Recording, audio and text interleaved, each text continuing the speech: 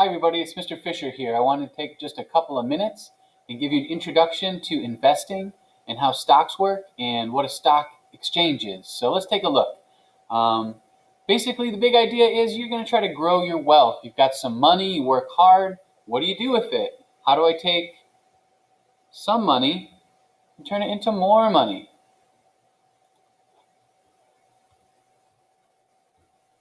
So you've got a little bit of money, you've got some time. We can take that bit of money, put it into investment for a while, and hopefully end up with more money. There's no guarantee, but hopefully, if you do it right and you're smart, you'll be able to increase your wealth. So, a little bit of information. An asset is anything that you can buy now and sell in the future.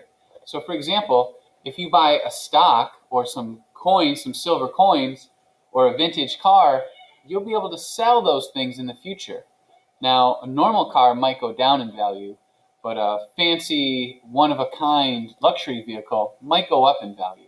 We never know if the assets will go up or down. We're always hoping they go up, but we have to be wise when it comes to making those choices. So what do you think? Is gold an asset? What about an iPhone?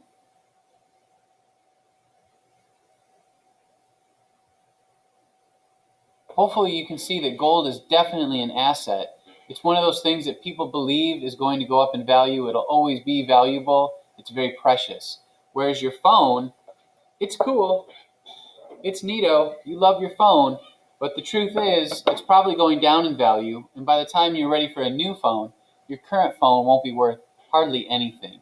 So it's probably not an asset. Hopefully you can see the difference. So when it comes to buying shares of stock, we're going to talk a little bit about the company Amazon. A lot of us are buying things on Amazon, and if you're not, you probably will in the future. It's a place where you can buy things, all kinds of different things.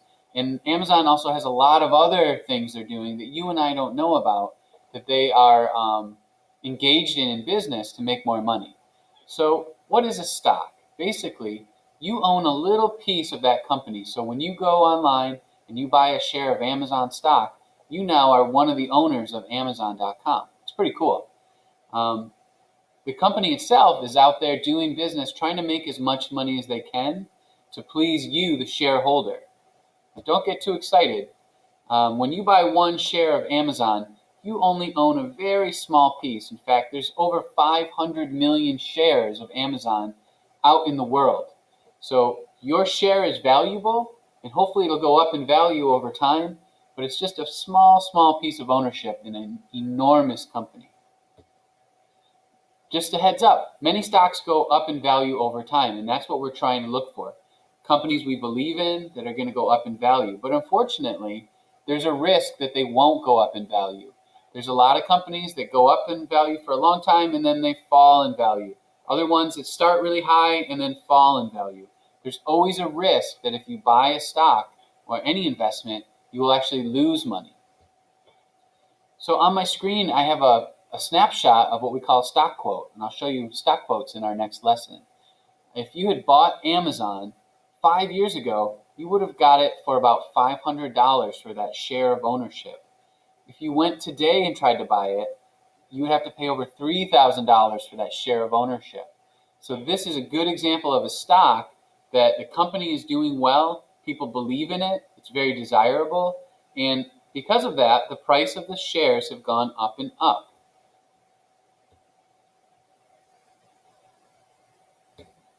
So true or false? Shares of stock represent ownership in a company like Amazon or General Motors, and all stocks go up in value over time. What do you think? I'll tell you what I know. Shares of stock represent ownership. That is true. But stocks do not go up over time. Not all stocks go up over time. We try to buy ones that we believe will go up in value, but no one's always right all the time. There's always a risk that you're going to buy an investment and lose value. So you just want to be very cautious. All right. There's a lot here, but I think it's important to put this out here for you. A stock exchange is the place where we go to buy and sell stocks. It's actually virtual. You can't go and exchange your stocks with other people. So it's called trading. When you offer up your shares of stock, someone you'll never meet buys them. And all of the time, every day, millions of people are deciding to buy and sell their stocks. In the United States of America, we have two main stock exchanges: the New York Stock Exchange, which is on Wall Street in Manhattan, in New York City, and the NASDAQ Exchange, which is completely virtual. There's no actual location. It's all done through the internet. So to go buy and sell shares, you can't just do it yourself. You have to go through what's called a brokerage. So an online brokerage would be an app or a website like E-Trade, or Robinhood is a very popular app that's come out recently. There are many, many ways to buy and sell shares of stock. If you had, say, $50,000 or $100,000 to invest, you could actually go to an investment person who manages wealth, and they would do it for you. They would advise you and help you make those decisions, and they would take care of everything. But a lot of people with less money do it themselves through apps like Robinhood. Now, it's important that you know the price of the stock is not set. What drives it is called supply and demand. So the reason that Amazon went up over those 5 years is because investors believe that Amazon is valuable. And so in order to get someone who owns it already to sell their share, the price has to go up. So millions of investors over time are deciding, should I go buy this or should I sell this? The supply and demand is what drives the stock prices. And when you see the prices going up, that means that more people are demanding it, and it's taking a higher price to get other people to sell it. And on the other side, if the stock price is falling, that means that there's more people trying to sell that stock than are trying to buy it. Over time, the market clears and the trades go through. People are always buying and selling to try to make themselves better off. Okay, I'm almost done with this quick lesson, and what I want to do next is show you the stock quote for Amazon.com. In the next lesson, I'll show you how to read it and what a lot of the financial information means. And we use all that information to help us make a prediction. Is this a good investment? Should I buy shares of this company, or should I maybe not buy shares in this company? Just a reminder, the way it works is you want to buy at a price you think is low, so that in the future you can sell it when the price is high. For example, if I had bought Amazon in 2015, I could sell it today for $3,000. That's $2,500 I made in profit just by buying it and holding it over time and then selling it. A lot of investors might even say, you know what, I believe it's going to go up even higher in the future, and they will hold that stock for even longer, hoping that that $3,000 becomes $6,000 or $10,000, or who knows. All right, I'm now going to switch over and show you Google Finance. If you're at home or you're in front of a computer, go to Google and search the words Google Finance. Go to the Google Finance page, and there'll be a search bar where you can type in Amazon, and then you'll have exactly what I have on my screen. Yahoo Finance is another great website for this stuff. But for today, I'm just going to show you this.